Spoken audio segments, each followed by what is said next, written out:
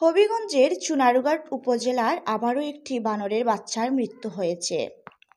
গত বৃহস্পতিবার চুনারুঘাটে অবস্থিত সাতচুরি জাতীয় উদ্যানের মধ্য দিয়ে চলে যাওয়া রাস্তায় এ ঘটনা ঘটে।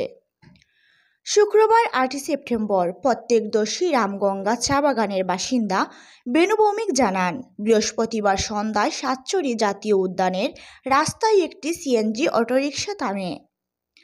তখন এর পেছনে একটি বানর তার বাচ্চা সহ রাস্তা পার হচ্ছিল। হঠাৎ করে অটোরিকশাটি ব্যাক গিয়ার দিয়ে পেছনে এলে বানরের বাচ্চাটি উপরে উঠে যায়। এ সময় মা বানরটি ঝাঁপ দিয়ে বাচ্চাকে বাঁচাতে আগলে ধরে, তবে বাচ্চাটি গুরুতর আহত হয়।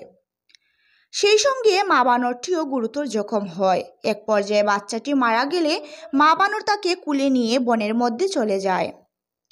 তিনি বলেন, প্রায় সময়ই রাস্তা পারাপারের সময় গাড়ি চাপায় সাতচুরি জাতীয় উদ্যানের বিভিন্ন প্রাণী মারা যাচ্ছে। অনেক প্রাণী গুরুতরভাবে আহত হচ্ছে, কিন্তু এদের বাঁচাতে কোনো উদ্যোগ নেই। এমনকি আহত প্রাণীদের চিকিৎসারও কোনো ব্যবস্থা নেই। সাতচুরি রেঞ্জ কর্মকর্তা আবদুল্লাহ মোহাম্মদ আল আমিন বলেন, বানরের বাচ্চার মৃত্যুর ঘটনাটি জেনেছি। আহত মা বানরটিকে খুঁজে বের করার চেষ্টা করা হচ্ছে, কিন্তু আহত হলে বানররা গাছ থেকে নামতে চায় না, যে কারণে তাকে খুঁজে পেতে কষ্ট হচ্ছে। আসলে রাস্তাটি ঢাকা সিলেট পুরাতন মহাসড়ক হওয়ায় এতে প্রচুর যানবাহন চলাচল করে, ফলে এমন ঘটনা ঘটছে। তিনি বলেন, মৌলভীবাজার জেলার শ্রীমঙ্গলে একটি রেস্কিউ সেন্টার রয়েছে, তবে আহত বন্য প্রাণীদের আটকে রেখে চিকিৎসার চেয়ে প্রকৃতিতেই তারা দ্রুত সুস্থ হয়।